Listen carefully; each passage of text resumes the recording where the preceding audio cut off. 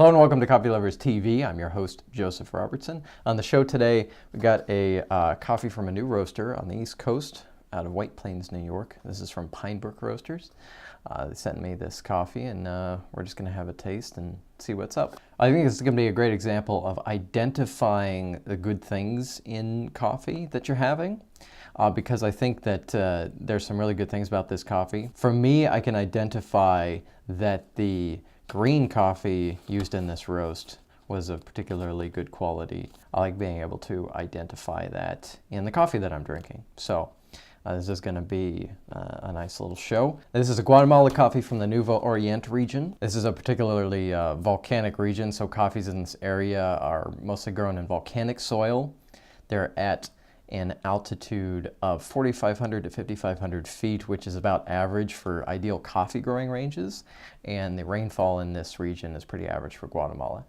I'm kind of glazing over those details a little bit. What I want to do is in the future, hopefully not too distantly in the future, have a show where I kind of can explain the growing altitudes of coffee, the kind of different region types. Like coffee growing in volcanic regions is pretty common because the soil is extremely rich, of course. And as well talk about kind of rainfall and how all of these components sort of play together. That's way too much for me to get into this show. I thought I'd put the information in there since it's readily available, and perhaps we can reference that in the future. Coffees from this region tend to be quite aromatic with good body and notable acidity that very much describes this coffee. This coffee is a mix of coffees from small, medium, and large producers from the dry mill Las Americas. Now, there's a notable thing here as I was researching this coffee. So because all of the coffees going into this batch are from different producers and they're from a dry mill and they're washed coffees, that means that they're processed, probably all processed in slightly different ways. Like they're not all wash processed together, but they're all brought to the dry mill. In the dry mill, they remove the remaining husk from the coffee.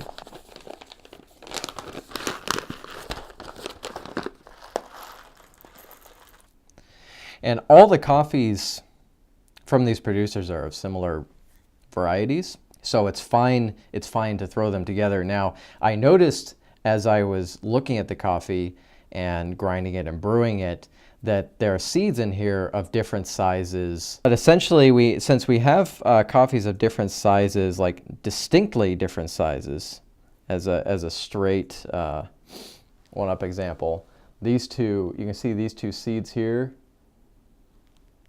very different sizes. And that's not a problem. It's just interesting for me to note because we're dealing with a number of different coffees that have all been probably handled slightly differently. It's also probably quite challenging, I would think, to roast coffee like this since you have coffees of different sizes, different densities. Now, I should say, I'll comment a lot of times on how a coffee is roasted and produced. I don't roast coffee.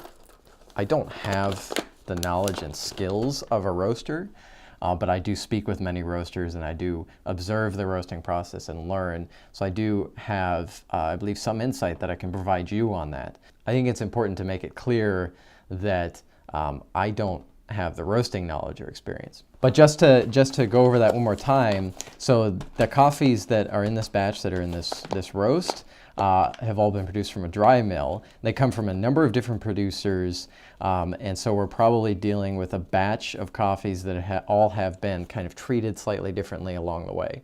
And I think that just adds a layer of challenge to how it's roasted, and could perhaps lead to a coffee where you may not be able to get from it exactly what you want. That is to say, if you were able to get a batch of coffee that was all the small coffees or all the large coffees, essentially when the coffee that you're roasting is all the same, I think it's much easier to coax out the particular flavor that you're going for. But when you're dealing with different coffees, then you're going to have a multitude of different flavors happening, and I think it's quite possible for things to get muddled. Okay, that's just my assessment, my visual assessment, looking at the coffee. That's what I'm thinking as I'm going through this. Now, what I would like to say, since we have this here, is that the aroma coming from this coffee is quite fantastic. I can tell by looking at the coffee that, I mean, even, you know, as we said, there are coffees of different sizes, etc.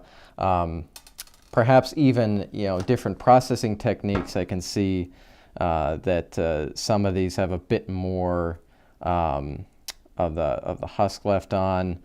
Some of them are different, slightly different coloring, and that could be because of density of size during the roasting process. But I can tell that, you know, this is pretty good quality coffee to start with. The aroma from this back setup, because the aroma is quite fantastic. And I can simply describe it as chocolate-covered dried fruits. Very nice. With, of course, a bit of that nice roastiness to it. So maybe chocolate, maybe fudge jam on toast. There's also some good nuttiness to it. Very fragrant, very fragrant. So we're gonna dive into the brewing of this now. What I've done with this coffee, so I've had this a few times now, and I had it on both the Kalita and the Chemex. I think, after having both of them, I think it actually comes off a little bit better on the Chemex. I think that with the Kalita, with more coming through in the Kalita, we're getting into that area of muddledness, and the Chemex kind of produced a crisper, if simpler cup. I'm still going to do this on the Kalita. I want to explore the sort of richer cup. That isn't to say that the Kalita wasn't delicious. The Kalita was quite delicious as well, as was the Chemex. So yeah, we're going to dive into that, and we'll be back. One thing I distinctly noticed a difference in the brewed aromatic between the Kalita, which I've done here, and the Chemex, is that the Chemex, the aromatic from the Chemex of the brewed coffee, was extremely floral, like walking into a flower shop, basically. Maybe not that aromatic, maybe more just like taking a handful of fresh flowers. Not a particular flower, definitely not a particular flower, but it was definitely an aromatic, a floral, very strong floral aromatic. This one's coming off quite differently. This one, the aromatic from the Kalita, is coming off more like sweet nuts. Very, very thick, almost like I'm smelling a warm syrup. Interesting differences, and that's just same coffee, two different brew methods. So, but this is the Kalita. That's what I have right now.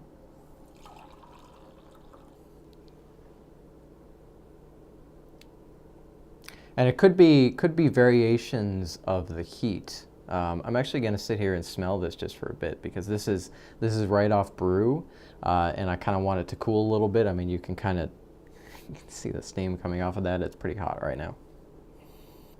This is very interesting. Now I'm getting a lot of fruit aroma. Raisin. I'm getting raisin aroma, which is nice. So there's, since I'm mentioning raisin, part of the reason I'm mentioning raisin is because the description of this includes milk chocolate raisin notes, milk chocolate and raisin notes. And when I've tasted this a couple of times now, I haven't found the raisin. I'm definitely getting it on the aroma right now, though, and it's hitting my nose, kind of like, you know, raisin has that sharp,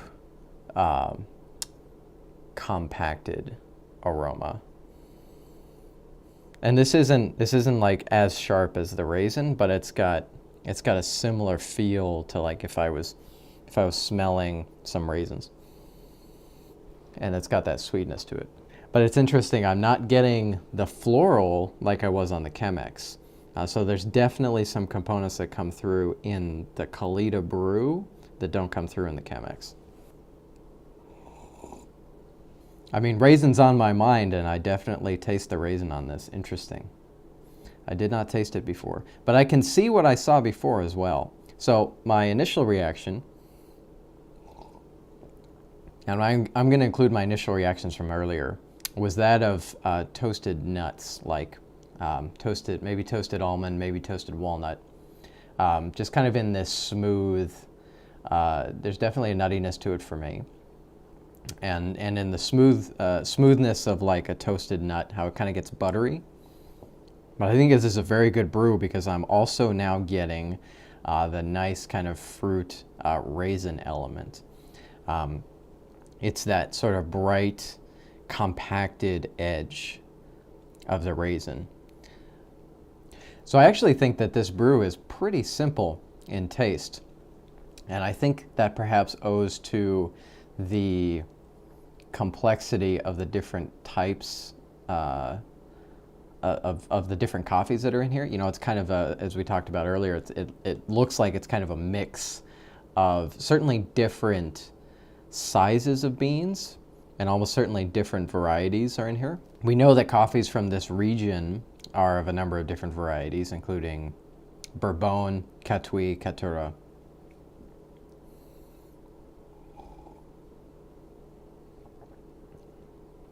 And it's likely that there are these different varieties in this bag as well. So on a very simple level, I still definitely taste the toasted nuts.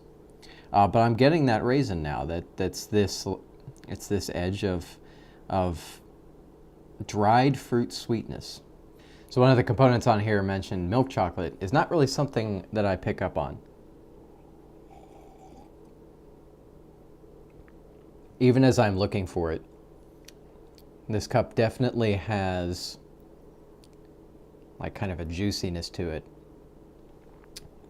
Let's bring it down and just give the full picture. So I've got like a toasted nuts with kind of a butteriness alongside, or not alongside, but woven into this juicy raisin-ness. Raisin-ness is what I'm going with. It's starting to dissipate as I drink more, though. It's starting to just kind of coalesce, and I'm losing now I'm losing the raisin now, and now it's just kind of getting into toasted nuts for me, toasted walnuts. To compare this with some previous coffees, sometimes when I smell a coffee, and I think this was the case with last week's coffee, probably because that was more of a natural process, there's a very strong like sugar, caramelized sugar aroma. I don't get this on here, although I do get a nice sweetness, and I think that is similar to the when I was smelling the aroma when it was freshly hot. I had this sort of syrup sweetness aroma reaction, and I kind of get some of that, like after you have pancakes with syrup and you finish the plate, and there's this kind of aroma of the leftover syrup just kind of wafting off the plate. That's how that hits my nose. It also kind of hits my nose like the senses are almost vague in a way, but it's also kind of like, it's been a long time since I've had raisins, so I'm digging back into memory on this, but I also feel like I've just had like a little box of raisins, and I'm kind of smelling into the box the remnants of the raisin sugar, and that's kind of the aroma I'm getting off of it as well. Let me take a Slurpee taste.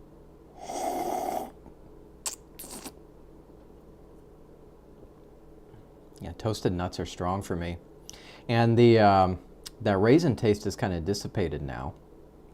It's very interesting to see that disappear. I'm not going to wait for this to cool completely, because I've had this pretty cold actually. Not cold, but both earlier and yesterday I brew enough where I was able to let some sit around for a while and then try it later when it had basically come to room temperature. And I found that this coffee holds up quite well when it's cooled. And to me, that's a very good sign of good sourced, like the green coffee is good quality, and it's also been handled really well in the roast. And going off of memory again, because as I said, I don't want to just sit around here and wait for this to cool, as that'll take quite a while.